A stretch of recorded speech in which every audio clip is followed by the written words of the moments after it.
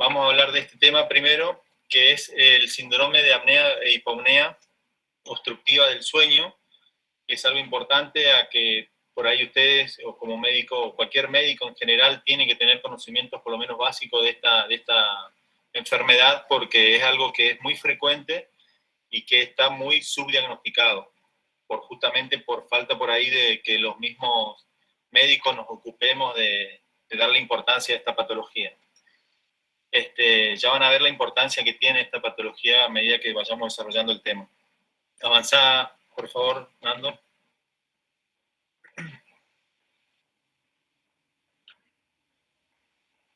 ¿Avanzaste?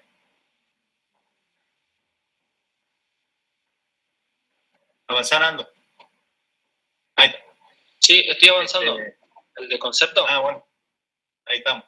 Bueno, como primer concepto vamos a decir que esta patología es un cuadro de somnolencia en general. O sea, lo que dice acá como concepto en general es cómo se presenta el paciente, que es un cuadro de somnolencia excesiva, diurna generalmente, acompañado de roncopatía, o sea, son los pacientes que tienen muchos ronquidos durante el sueño, acompañado todo esto a su vez con trastornos cognitivo-conductuales, respiratorios, cardíacos, metabólicos, inflamatorios, todos secundarios a episodios repetidos de obstrucción de la vía aérea superior durante el sueño.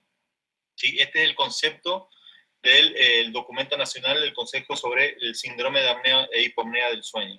¿Sí? Avanzada.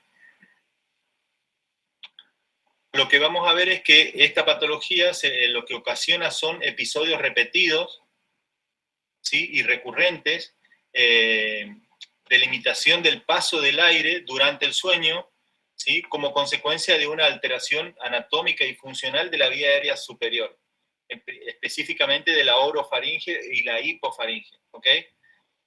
Que conduce a un colapso de esta región, lo que ocasiona justamente la obstrucción o la pseudoobstrucción de la vía respiratoria superior.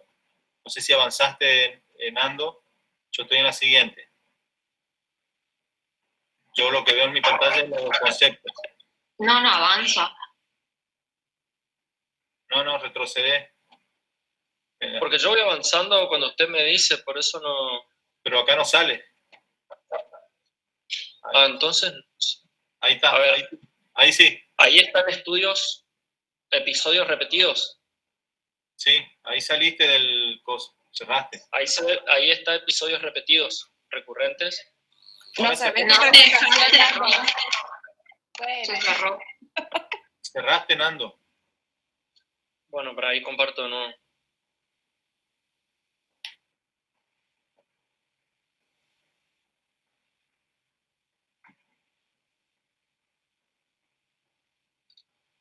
Ahora dígame si se ve en la parte de...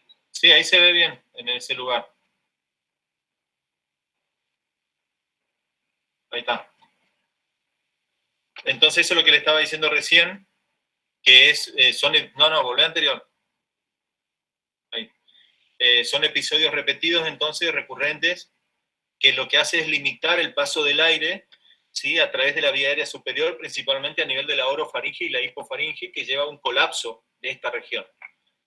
Esta obstrucción, durante el sueño, que va a provocar es, obviamente, al no pasar el aire hacia los pulmones, va a hacer que el oxígeno, ¿sí? Empiece a decaer, o sea, la saturación de oxígeno baja.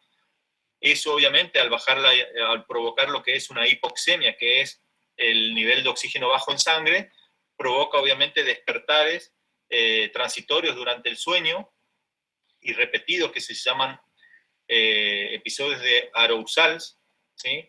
Dando lugar, obviamente, a un sueño no reparador, porque ese paciente lo que va a estar durante, supuestamente, toda la noche que debería dormir, no está durmiendo, digamos.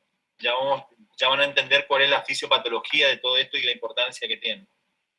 Obviamente, si el paciente no descansa durante la noche, ¿qué va a pasar? Durante el día se va a dormir, entonces va a tener una hipersomnia o una somnolencia durante el día, ¿sí? Y todo esto, obviamente, va a llevar a que el paciente esté irritable, esté malhumorado, tenga problemas neuropsiquiátricos. Todo esto obviamente desencadena toda una descarga adrenérgica que hace que el paciente esté siempre con un proceso inflamatorio generalizado y con una situación de estrés que lo lleva a tener trastornos cardiorrespiratorios en forma crónica y que es lo que generalmente termina ocasionando la muerte en estos pacientes. Como consecuencia de este problema, ¿qué va a pasar? Obviamente altera la calidad de vida de las personas, ¿sí? Avanzamos, Nando.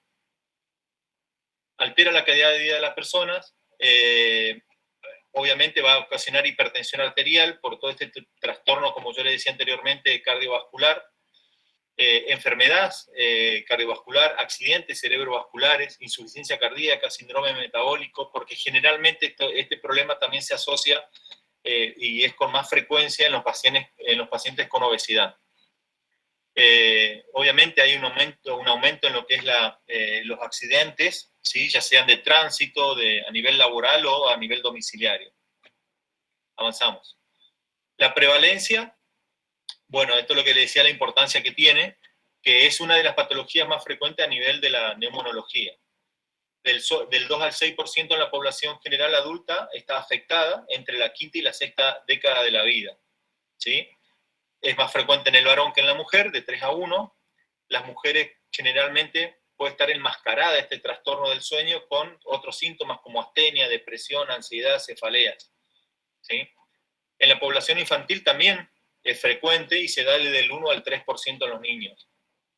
Como consecuencia, ¿cómo se va a manifestar en el niño? Principalmente con dificultad en el aprendizaje y trastornos en la conducta. Avanzamos. La tríada típica de esta patología es la roncopatía nocturna, la apnea observada durante el sueño. ¿Qué significa eso, apnea observada? Que la persona que convive con ese paciente tiene que contar que ella ve que el paciente durante la noche hace periodos de apnea, ¿sí? Y obviamente la excesiva somnolencia diurna. Esos tres son los criterios de alguna manera clínicos que se utilizan para hacer el diagnóstico de esta patología. Hay un infradiagnóstico, eso es lo que les comentaba hoy, en un 90% de los pacientes que tienen esta enfermedad están subdiagnosticados, no están diagnosticados. Obviamente esto es un problema en la salud pública, ¿sí? En la mayoría de los casos en la formación y sensibilización de los profesionales por falta de formación justamente en esta patología. ¿Cómo definimos un paciente, ¿sí? Para hacer el diagnóstico? Nosotros con criterio obviamente ya clínico.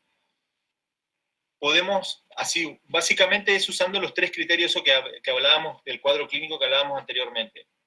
Entonces, el índice de apnea e hipopnea, el criterio de diagnóstico es el A, que sería el índice de apnea e hipopnea mayor a 5 por hora, ¿sí? Asociado a uno más de los siguientes síntomas, que puede ser el B o el C. Por ejemplo, que tenga somnolencia diurna, que no esté explicada por otra causa, obviamente, o que tenga otros síntomas como asfixias repetidas durante el sueño, ¿sí? Despertares recurrentes durante el sueño, que eso obviamente el paciente por ahí lo puede manifestar y muchas veces no lo manifiesta y lo tiene que manifestar la persona que convive con él. Que el paciente percibe que su sueño no es reparador, que se siente cansado todo el día al otro día, se siente cansancio, fatigado, con dificultad en la concentración. ¿Estamos? Entonces, el diagnóstico es con los procesos de apnea o hipopnea mayor a 5 veces en una hora, ¿sí? Es el paciente, para que ustedes tengan una idea, porque todos en algún momento habremos escuchado o habremos visto a una persona cuando ronca, que durante la noche está roncando, generalmente está asociado a los ronquidos, si bien no es un síntoma que esté siempre, pero generalmente está, y por un momento el paciente deja de respirar. Y le hago el ruido todo para que entiendan de qué se trata. Está roncando y por un momento queda así, sin respirar. Y de pronto pasan 20, 30 segundos y el paciente otra vez empieza a respirar más rápido, como una taquipnea, como tratando de recobrar ese aire que le estuvo faltando durante esos segundos donde hizo la apnea. Eso tiene que pasar por lo menos 5 veces por hora, ¿sí? Durante el sueño, obviamente, que generalmente el paciente no sabe, lo cuenta eso el familiar que lo acompaña. Y aparte los otros síntomas que estábamos hablando recientemente. Si quieren ir chateando por el costado, yo voy leyendo lo que ustedes, como no estoy compartiendo la pantalla, voy leyendo lo que vayan escribiendo, chateando, si quieren ir preguntando o haciendo alguna aclaración. ¿Cuáles son los factores de riesgo? Bueno, el hombre, porque obviamente es el sexo masculino con mayor frecuencia, la edad mayor de 40 años, el índice obviamente de masa corporal elevado por la obesidad, y el perímetro de cuello mayor a 43 centímetros. Esos son factores de riesgo asociados a padecer esta enfermedad. Otros factores de riesgo son una disminución en el cociente, ¿sí?, de mentón-mandíbula, que eso ya lo vamos a ver cómo se saca, que es importante, que es el índice de Mallampati. Alteraciones anatómicas de la anatomía, cráneo-facial, por ejemplo, que haya una retrognatia, o sea, que el mentón se vaya hacia atrás, ¿sí?, o la mandíbula, mejor, la mandíbula inferior se vaya hacia atrás, retrognatia, o que sea chiquita, mucho más chiquita que la superior, eso se llama micrognatia, por ejemplo, y eso hace que obviamente la región de lo que es la oro y la hipofaringe esté más ajustada, más cerrada y sea causa de obstrucción. Ahí ya te contesto eso, Lucas, cuál va a ser el motivo de consulta. El decúbito supino es el paciente que tiene más predisposición, el paciente que duerme en decúbito supino, hay mayor predisposición a que se provoque esta obstrucción durante el sueño, y esa forma se llama el síndrome de apnea-hipopnea del sueño posicional. ¿Estamos?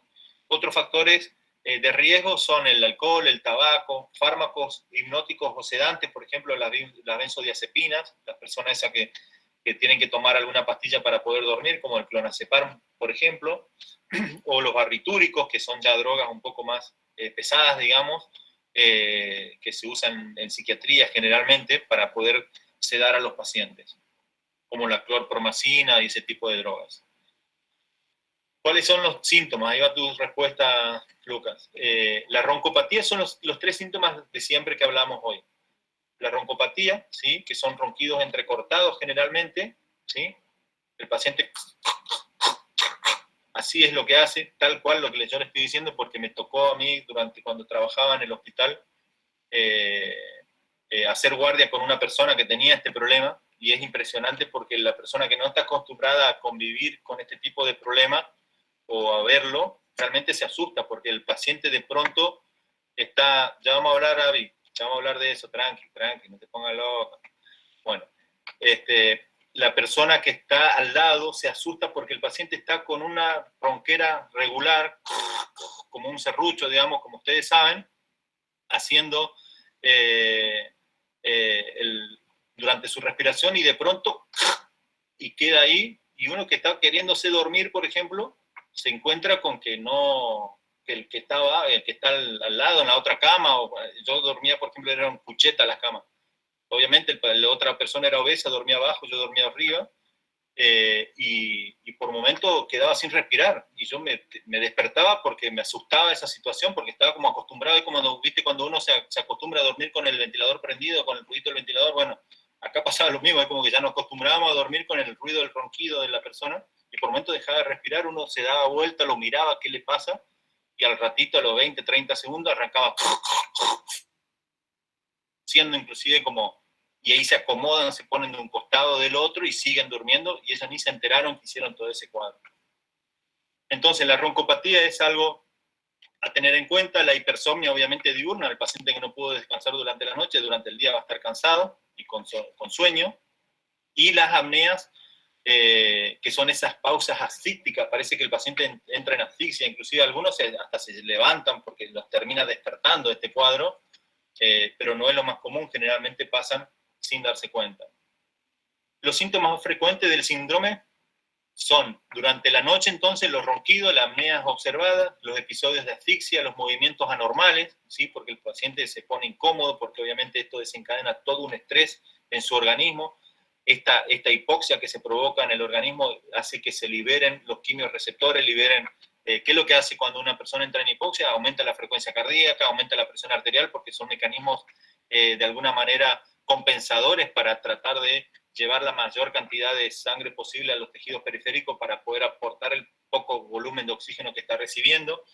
esa descarga adrenérgica, obviamente, ¿qué ocasiona? Estrés, obviamente estimula la liberación de otras hormonas como los glucocorticoides, que hacen que aumenten los niveles de azúcar en sangre. Bueno, lleva todo lo que es un síndrome metabólico y que eso obviamente en el paciente termina generando un estrés crónico que lleva a desencadenar otras patologías secundarias a este estrés, digamos, ¿sí? Como la hipertensión arterial, la insuficiencia cardíaca, la diabetes, ¿sí?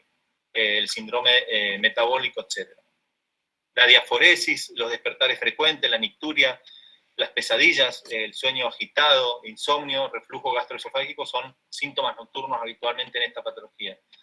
Los síntomas diurnos son excesiva somnolencia, obviamente, sensación de sueño no reparador, cansancio crónico, cefalea matutina, irritabilidad, apatía, depresión, síntomas todos neuropsiquiátricos que tiene esta persona, obviamente al no poder descansar bien. Si uno no duerme una noche, como ustedes que salen toda la noche, que duerman el domingo, que estén cara de culo, digamos, y que estén malhumorados porque salieron el sábado a la noche, no pasa nada. El problema, imagínense que esta persona tiene 40, 50 años y durante 30 años vive de esa misma manera, todas las noches. Entonces, obviamente que esa persona el otro día va a estar malhumorada, va a estar cansada, va a estar irritable, y eso va llevando a trastornos, obviamente, neuropsiquiátricos. Obviamente va a alterar su concentración en el trabajo, en las actividades donde se desarrolle, principalmente en las personas que tienen factores de riesgo, que trabajan en factores de riesgo. Pérdida de la memoria, disminución de la libido, etc. ¿Sí? Avanzamos. ¿Cómo se valoran los síntomas? La mayoría de los roncadores, no todos los roncadores tienen apnea del sueño, ¿sí? Síndrome de... Roncan el 20% de las mujeres y el 40% de los hombres. El síntoma más específico de la enfermedad, son las apneas observadas. ¿Qué significa eso? ¿Qué es síntoma más específico? ¿Sí? Todos saben qué significa la especificidad en un método diagnóstico, ¿sí?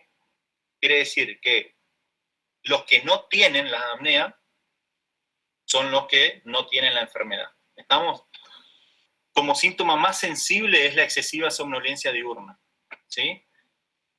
¿Estamos? Entonces, todo aquel que tenga somnolencia diurna es más probable que tenga esta enfermedad. ¿Se entiende? Bueno, hay otras posibilidades como que hay que tener en cuenta, obviamente, al momento de hacer el diagnóstico, al evaluar a este paciente, es si, por ejemplo, trabaja de noche. Por ejemplo, un sereno, por ejemplo, obviamente que durante el día va a tener sueño, ¿no? Si trabaja toda la noche, que tenga algún problema en el sistema nervioso central, alguna enfermedad o algo, que use algún fármaco que justamente sea hipnótico o sedante durante el día, que le den una pastilla que tome, no sé, a las 8 de la mañana y obviamente durante el día va a estar somnoliento, o que haya otras patologías primarias del sueño, ¿sí? Todo obviamente se justifica mediante la realización de una polisomnografía que ya vamos a ver qué es. Avanzamos. ¿Cómo podemos evaluar para llegar al diagnóstico? Mediante el test que ahí preguntaron hoy, que es el test de Epworth, ¿sí? Que mide lo que es el índice de somnolencia, ¿sí? O sea, con qué frecuencia se dormiría mediante las siguientes situaciones, ¿sí? Entonces, ustedes hacen este pequeño cuestionario, ¿sí? Entonces le preguntan al paciente, ¿usted en qué situaciones se duerme habitualmente? Porque el paciente por ahí va a venir con que pierde la concentración o porque está irritable, va a venir con otro síntoma a lo mejor. No va a decir que se duerme a lo mejor, pero ustedes tienen que ir a indagar sobre eso también. Y preguntarle, ¿usted se duerme durante el día? Y sí, a veces me duermo, me siento mal, me siento cansado y me acuesto a dormir. No en los horarios habituales que duerme uno la siesta y nada más. Bueno, ¿en qué situaciones, por ejemplo? Bueno, y ahí le pregunta, cuando está leyendo sentado, ¿se duerme? Sí, no, ¿sí? En pocas ocasiones, ¿sí? Posible o en alta probabilidad de dormirse mediante cuando está sentado y leyendo. Y ahí se le da un puntaje, ¿sí? De 0, 1, 2 o 3. Si está sentado en un lugar público y se duerme, por ejemplo, esperando un turno en el banco y por ahí queda dormido, si es como pasajero en una noche, en un coche, perdón, mayor que en un viaje mayor de 1 hora, si se duerme o no, qué posibilidad hay que se duerma, se le da un puntaje. Si está descansando, ¿sí? O echado por la tarde, por ejemplo, y se duerme sin tener sueño, digamos, sin saber que en ese horario se dormiría habitualmente, también suma un puntaje. Si está sentado charlando con alguien, por ejemplo, es algo que pasa comúnmente en la consulta médica, cuando viene un paciente con esta patología, en los pacientes obesos generalmente, cuando uno le está explicando al paciente qué tiene que hacer, escribiendo las indicaciones, levanta la cabeza y se encuentra con que el paciente está dormido, digamos. Suele pasar eso. O en otra situación que esté sentado tranquilamente después de una comida sin alcohol, por ejemplo, si también se duerme, se da un puntaje. O en un coche, por ejemplo, al pararse unos minutos en un semáforo, por ejemplo, y se queda dormido. Eso es algo también que hay que tener en cuenta. Y son un puntaje en el cual uno puede valorar el índice de somnolencia, ¿sí? Si da de 10 a 12 es dudoso, y si da mayor de 12 puntos es una hipersomnia patológica, que ayuda a hacer el diagnóstico de esta patología. Bien. ¿Cuál es la fisiopatología de todo esto? No está muy bien conocida, pero tiene un origen multifactorial, donde hay factores anatómicos y factores funcionales que son importantes. Este desequilibrio entre las fuerzas que abren y cierran la vía aérea superior provoca el colapso, o sea, el cierre de la vía aérea superior, y eso obviamente ocasiona lo que es la apnea, ¿sí? O la asfixia, como dijimos hoy. Generalmente está favorecido por flacidez o hipotonía en los músculos faringeos, ¿sí? Que se asocian cuando uno duerme, todavía se vuelve más hipotónico todavía, porque se relajan los músculos y eso obviamente aumenta la probabilidad de que haya un colapso. La contracción. ¿Cuál es el mecanismo? Durante la inspiración, ¿sí? Mientras uno duerme, durante la inspiración, hay una contracción del diafragma, ¿no? Eso que hace, aumenta la presión negativa intratorácica para que se produzca la inspiración. ¿Qué pasa cuando la flacidez o la hipotonía de los músculos faringeos es tal, es de tal magnitud, hace que esa inspiración provoque un colapso, ¿sí? Se cierre lo que es la vía aérea superior, la oro y la hipofaringe, y lleva al cese del flujo aéreo, o sea, no entra aire a los pulmones, lleva a la apnea. ¿Estamos? Eso que va a ocasionar como consecuencia una hipoxemia, porque el paciente está dormido, el paciente no se da cuenta que le está pasando eso. Él está queriendo inspirar, entonces va a seguir manteniendo esa presión negativa intratorácica hasta que la pueda vencer. No es que se va a dar, por ejemplo, si en este momento uno quiere hacer eso, como que se le cierra la glota y bueno, hace un movimiento, se acomoda, se pone del otro costado, mira para arriba, qué sé yo, y se vuelve a abrir y sigue respirando. Pero una persona que está durmiendo no está consciente, por lo tanto, no se da cuenta que eso le está pasando. Entonces lo que hace el sistema, nuestro organismo, es tratar de vencer esa presión, esa obstrucción. Entonces aumenta la presión negativa más todavía mediante contracción del diafragma para poder vencer esa obstrucción y poder hacer entrar el aire a los pulmones. Pero eso lleva un tiempo, no es algo que se produce inmediatamente cuando se produce la obstrucción. Al pasar ese tiempo, ¿qué ocasiona? Una hipoxemia y una hipercapnia, ¿sí? Ese aumento de la presión intrapelular negativa lo que va a hacer es vencer esa obstrucción en un momento y se va a restablecer el flujo aéreo mediante un ronquido estertoroso, ¿sí? Que ocasiona microdespertares subconscientes. Esto es lo que le decía hoy, el paciente no le pregunta al otro día, che, ¿cómo te despertaste 5 veces? No, ni se acuerda, no es consciente de eso. Y durante también procesos transitorios durante toda la noche. Hay una desestructuración del sueño, que eso es importante. Avanzamos. Entonces, ahí ustedes ven cómo durante el sueño los músculos de la faringe se relajan y se van hacia atrás. Por eso, justamente en la posición en decúbito supino, es más predispuesta a la obstrucción en los pacientes que tienen esta predisposición, obviamente, porque hace que al relajarse los músculos de la faringe, la lengua también se va hacia atrás y eso termina obstruyendo la vía aérea superior. Obviamente el músculo relajado cae y obstruye el canal por delante, por donde pasa el aire, ¿sí?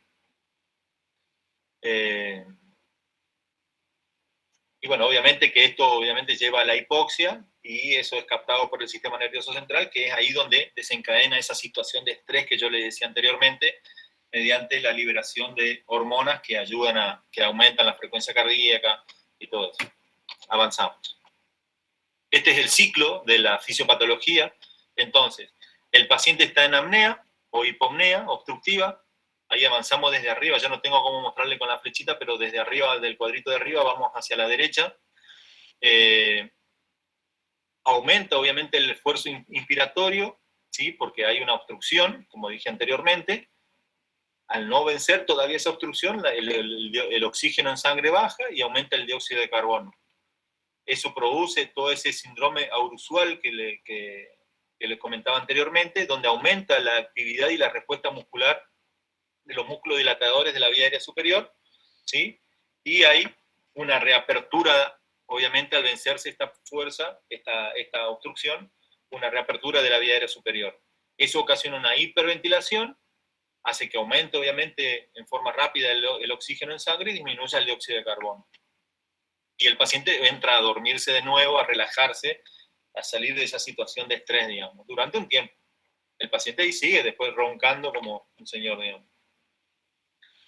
¿Qué pasa con todo esto? Una vez que el paciente entra otra vez, vuelve a retomar el sueño, ¿sí? Entra en lo que es disminuye la quimiosensibilidad, obviamente, porque esto se transforma en algo crónico, entonces llega un momento que el paciente se acostumbra a vivir a lo mejor o dormir con una saturación de oxígeno de 80 a lo mejor, ¿sí? Que para cualquiera de nosotros estaríamos azules, pero para este paciente se transforma en algo crónico y le es habitual, digamos. Esto lleva obviamente a una respuesta de los músculos de la vía aérea, de los músculos dilatadores de la vía aérea superior, aumenta la resistencia y disminuye el volumen pulmonar. Lleva a la hipoventilación, ¿sí? Otra vez empezamos de nuevo a la hipoventilación, de a poco se va obstruyendo la vía aérea hasta que llega un punto en donde disminuye la actividad de los músculos dilatadores de la vía aérea superior porque el paciente entra en relajación, digamos, en el sueño, a relajarse totalmente los músculos dilatadores de la vía aérea superior, se produce el colapso y la obstrucción de la vía aérea superior y otra vez entramos en la apnea, ¿sí? Y ahí empezamos de nuevo el circuito. Y es así. Imagínense que eso le esté pasando durante toda la noche a una persona, lo que ocasiona. Entonces, ¿qué ocasiona durante este periodo de apnea? Obviamente hay desaturación de la hemoglobina, hay cambios en la presión intratorácica. Ese cambio en la presión intratorácica también hay que interpretarlo, porque ¿qué pasa cuando aumenta la presión negativa dentro del tórax? ¿Cuál es el mecanismo que ocasiona esto?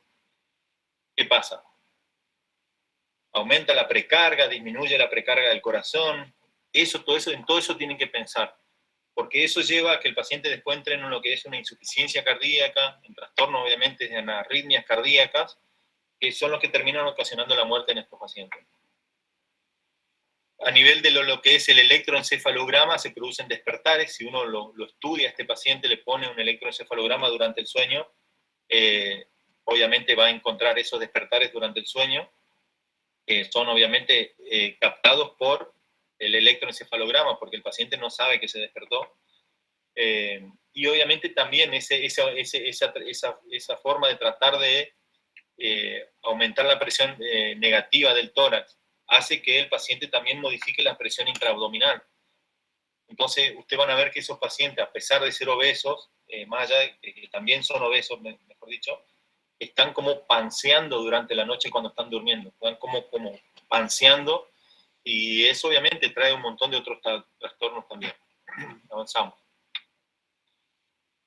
Entonces, esto como consecuencia de la fragmentación del sueño, la hipoxia y la hipercapnia, obviamente produce una disfunción vascular, una somnolencia diurna que obviamente aumenta la mortalidad en los pacientes. Seguimos. ¿Qué comorbilidades se asocia a todo esto? Obviamente la hipoxemia, la hipercapnia, la reoxigenación, los cambios en la presión intratorácica y los microdespestares que van a ocasionar mecanismos primero intermedios, ¿sí? Que son la activación simpática, porque les comentaba hoy que se activa todo lo que es el sistema adrenérgico, ¿sí? Activación simpática, ustedes saben mejor que yo todas las acciones que tiene el sistema nervioso autónomo simpático, ¿sí? Desde el punto de vista del estrés y a nivel cardiovascular y respiratorio. Obviamente eso produce una disfunción endotelial, un estrés oxidativo, un proceso de inflamación crónica, hipercoagulabilidad y alteraciones metabólicas, que van a terminar desencadenando, obviamente, a aumentar el riesgo cardiovascular de hipertensión arterial, arteriosclerosis, arritmia, cardiopatía isquémica, ictus, insuficiencia cardíaca. ¿Estamos? Seguimos. La morbilidad cardiovascular por hipertensión arterial, el 50% de las personas con el síndrome de apnea padecen hipertensión arterial. Y generalmente es refractaria al tratamiento, ¿sí? No obedece al tratamiento. Insuficiencia cardíaca mayor al 10% de los pacientes con apnea, con síndrome de apnea durante el sueño. Arritmias también, ¿sí? Tiene una prevalencia aumentada, principalmente la fibrilación auricular. Cardiopatía isquémica, independientemente inclusive del índice de masa corporal, también es más frecuente en estos pacientes, principalmente en las personas menores de 50 años. El ictus también es más frecuente, y la resistencia a la insulina como diabetes tipo 2 también se asocia a esto, porque justamente todo ese proceso inflamatorio, todo ese estrés que produce la liberación del sistema simpático y también de corticoides, hace que obviamente haya una resistencia a la insulina. Sí.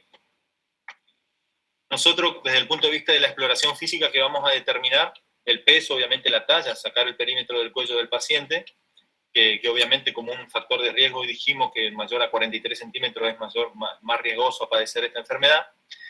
Obviamente los signos vitales, la medición de la TA, ocultación pulmonar.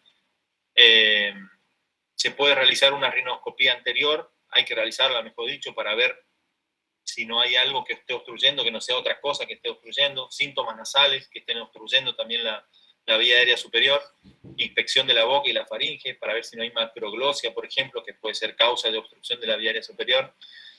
La distancia del dioides y el mentón, que ese es también importante, que es los grados de Malampati, y la calidad de la mordida, la valoración de la la micrognatia, como le decía anteriormente, que también obviamente alteran lo que es la obstrucción de la vía aérea superior. Alteran la apertura en realidad. Y ahí tenemos, en base a eso, que es la distancia del dioides y el mentón, la calidad y la valoración de la retromicrognatia, se hace una valoración que es los grados de Malampati, ¿sí? En donde tenemos 4 grados. El grado 1, al paciente hay 2 formas de verlo. Una es directamente el paciente sentado, ¿sí? En la camilla. Uno le pide solamente que abra la boca y saque la lengua. Nada más que eso. Y ahí uno observa. ¿Y qué va a observar? Puede observar estas 4 figuras. Si es grado 1, que es lo normal, de alguna manera, ¿qué es lo que vamos a observar? Vamos a observar el paladar blando, las fauces, ¿sí? O sea, los pilares, todo lo que es la amígdala palatina, inclusive la úvula, vamos a observar. Y si llegamos a hacer una laringoscopía, vamos a inclusive ver toda la glotis, ¿sí? Si logramos hacer una laringoscopía. Ahora, si en un grado 2 ya se ve el paladar blando, ustedes ven ahí el dibujito, se ve la fauce y se ve la úvula, ¿sí? Pero no se ven los pilares ya. ¿Estamos?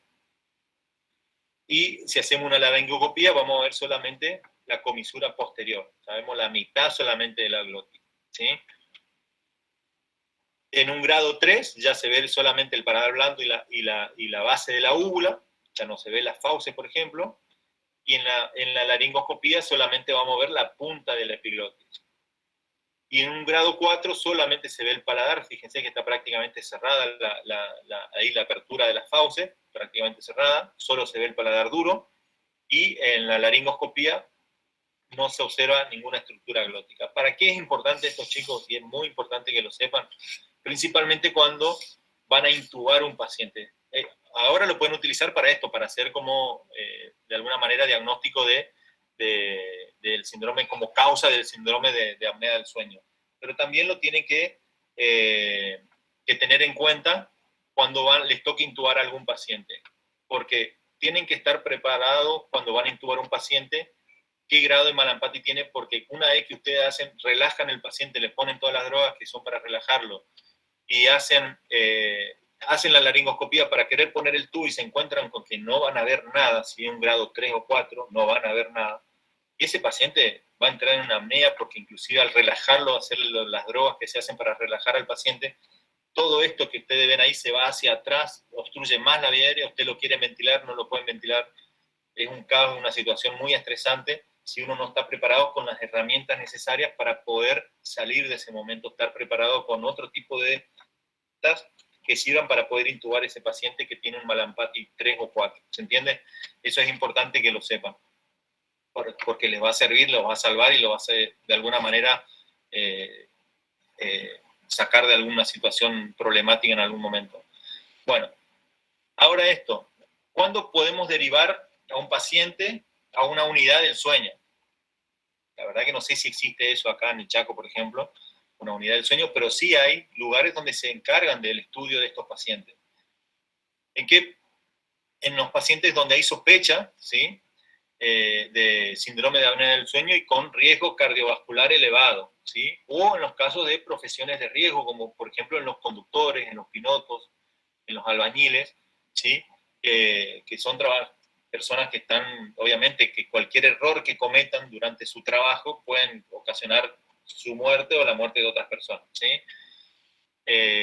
Si hay una alta sospecha, ¿sí?, de síndrome de apnea del sueño, o en este caso el paciente que es roncador, con apnea observada y con un Edward mayor a 15, o con una comorbilidad cardiovascular o profesión de riesgo, es una derivación urgente. El paciente urgente tiene que ir a tratarse esto, ver la forma de solucionarlo.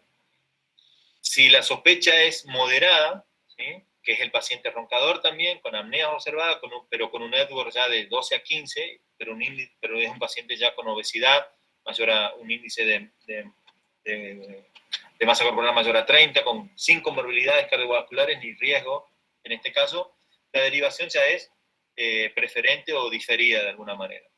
Y si la sospecha, digamos, es baja, como un paciente también ronco, todos tienen el mismo problema, porque son pacientes con síndrome de apnea del sueño, digamos, pero que es roncador, con apnea durante el sueño, pero con un Edward menor a 12, o sea que el Edward, ¿qué era lo que medía? A ver, nadie me va a responder, pero el Edward medía el índice de somnolencia, que era el tercer síntoma, ¿se acuerdan? Eran 3 síntomas, el ronquido, las apneas y la somnolencia diurna. Eso lo medíamos mediante el test de Edward. Muy bien. Bien, Joaquín.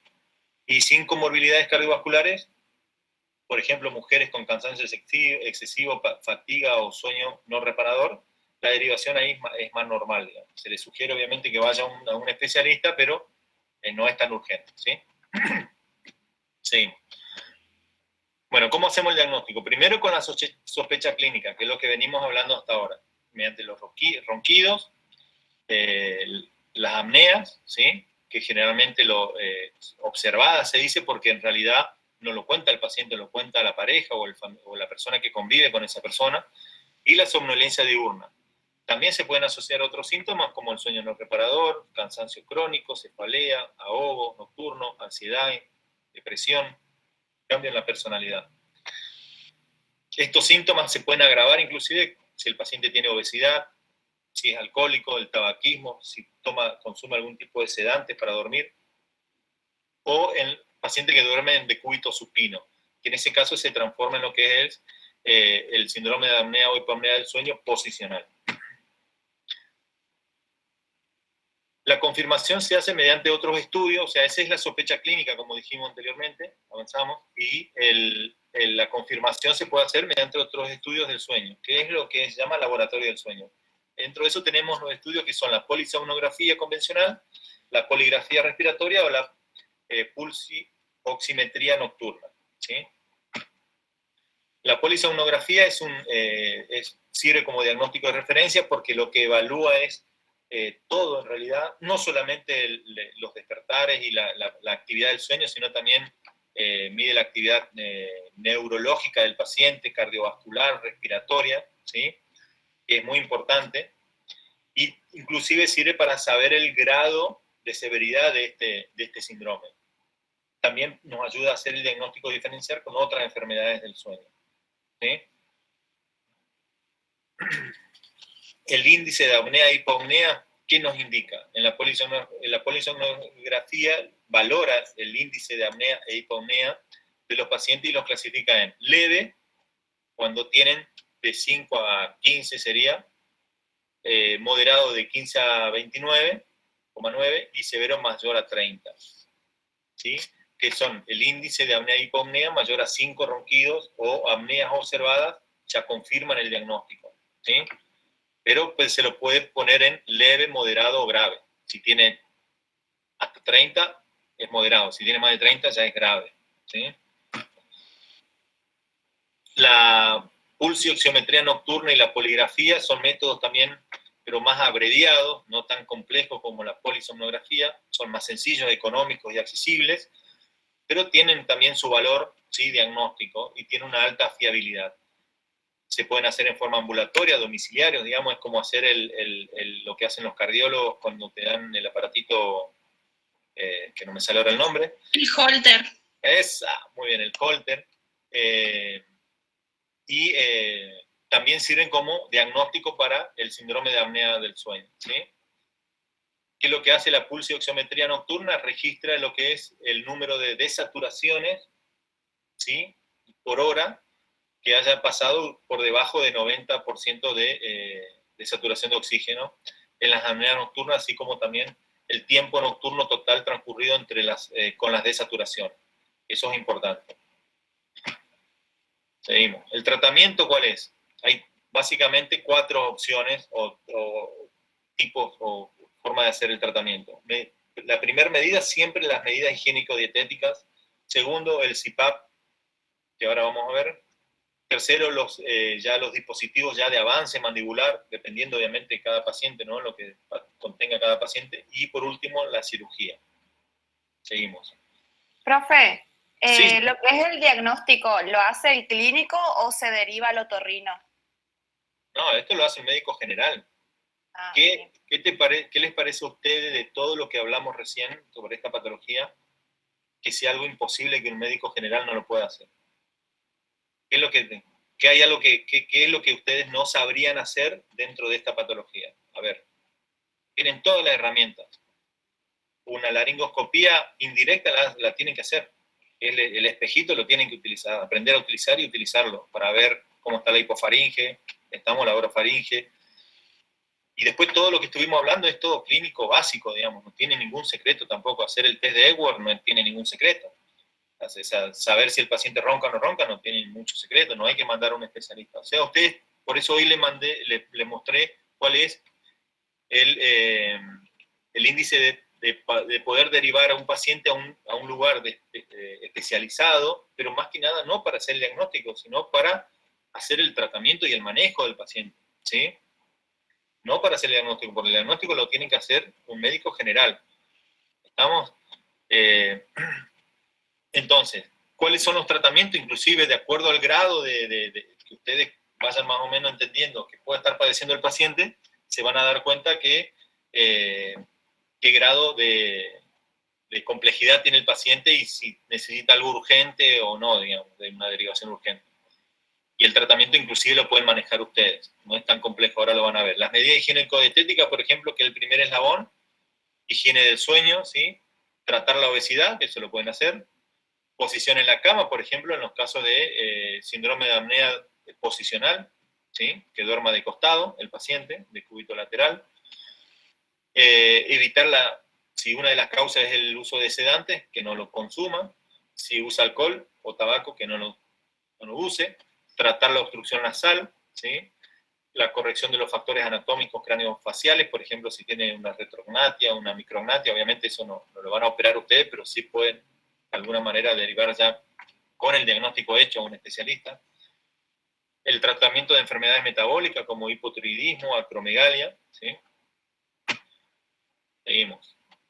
Luego tenemos otra forma de tratamiento que es con los aparatos ya de presión continua positiva, que es el CPAP, ¿sí?, que son en realidad lo que se debería tratar de usar siempre en los pacientes ya que sean moderados a graves. ¿Cuáles eran los moderados?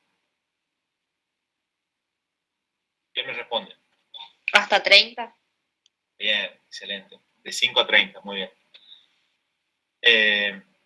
Entonces, el índice de apnea e hipopnea en la polisomnografía, ¿sí? De 5 a 30, que son de 5 a 30 procesos de ronquido o de apnea por hora en un paciente. ¿Estamos?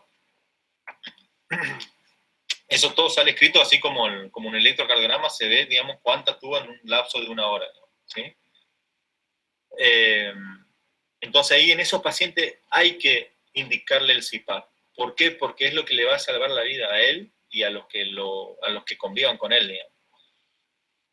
Hay dos tipos de dispositivos, uno que es el CPAP nasal, sí, que mejora mucho lo que es la somnolencia, obviamente el paciente que va a poder dormir mejor, obviamente durante el día va a estar más despierto, va a mejorar su calidad de vida, los ronquidos y la capacidad de atención van a mejorar, obviamente va a disminuir los accidentes de tránsito porque no se va a dormir en la ruta, y se va a normalizar la presión arterial. ¿Por qué? Porque ya no va a haber esa descarga adrenérgica en estos pacientes.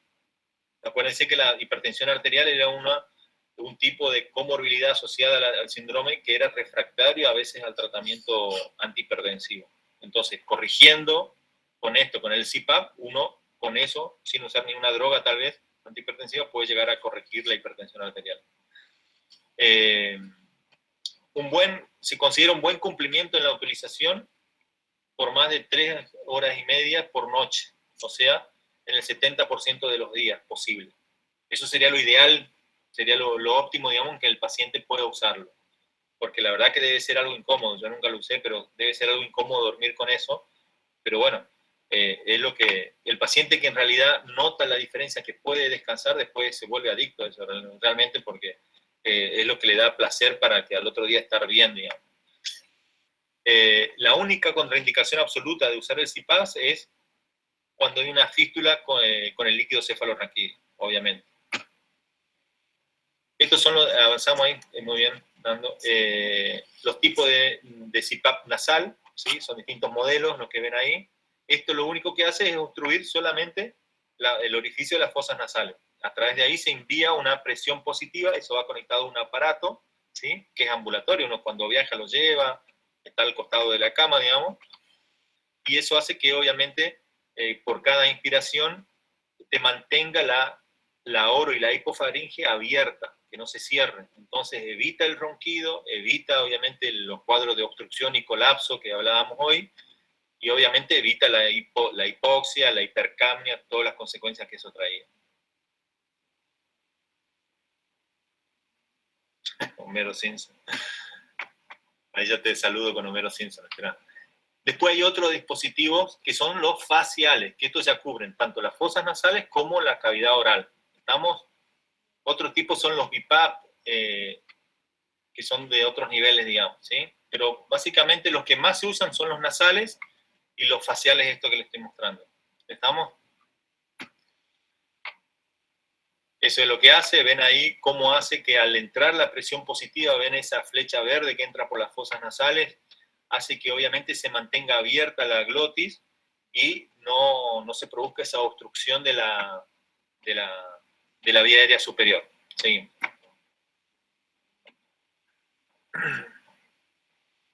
Esto lo que hace es aplicar aire ambiente a presión positiva, constante en la vía aérea mediante una mascarilla nasal, para evitar el colapso. Corrige los fenómenos obstructivos, ronquidos, desaturaciones, la arquitectura del sueño, bueno, todo lo que estábamos hablando recién, disminuye obviamente los riesgos de accidentes de tránsito, normaliza la... Profe, ¿y nosotros indicamos el uso del CPAP? ¿Sí?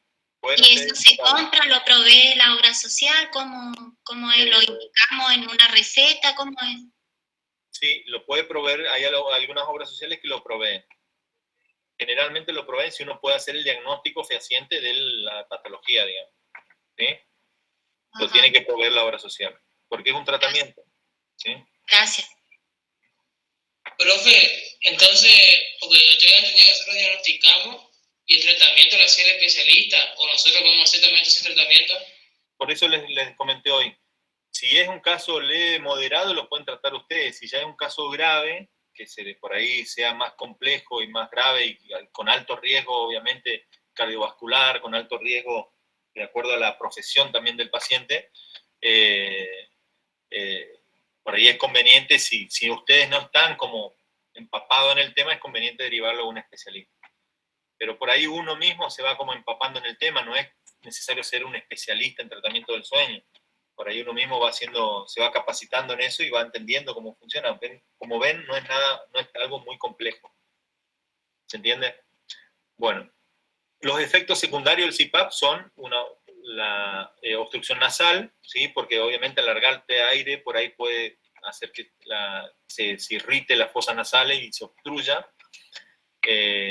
Irritación cutánea, conjuntivitis, porque a veces filtra el aire que te está mandando el aparato, filtra por los costados de las fosas nasales, no de las fosas nasales, sino de la nariz, y se va hacia los ojos, y eso irrita la conjuntiva y produce conjuntivitis. Sequedad faríngea, porque te está mandando aire por ahí que continuamente, y por ahí es un aire más seco. Cefalea, epistaxis. Aerofagia, porque te está mandando aire en forma positiva, o sea, con una presión positiva todo el tiempo, entonces puede vencer el esfínter esofágico superior y provocar aerofagia. Y el ruido, obviamente, del aparato, de la máquina que está al costado, por ahí puede ser un poco molesto, pero bueno. Bueno, ahí dice lo que dice abajo, bueno, que el paciente, bueno, que lleve la máquina cuando viaje o cuando va a internarse en una clínica.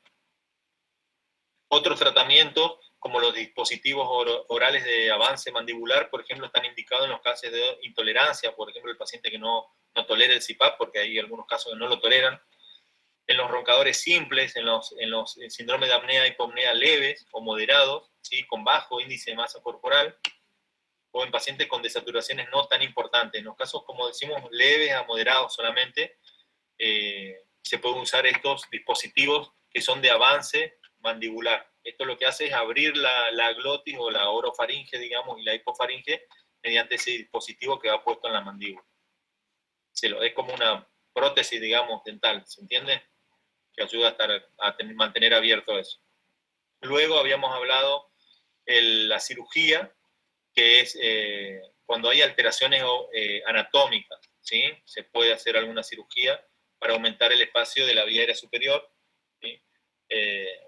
Para de alguna manera ayudar a vencer lo que es la vía aérea superior.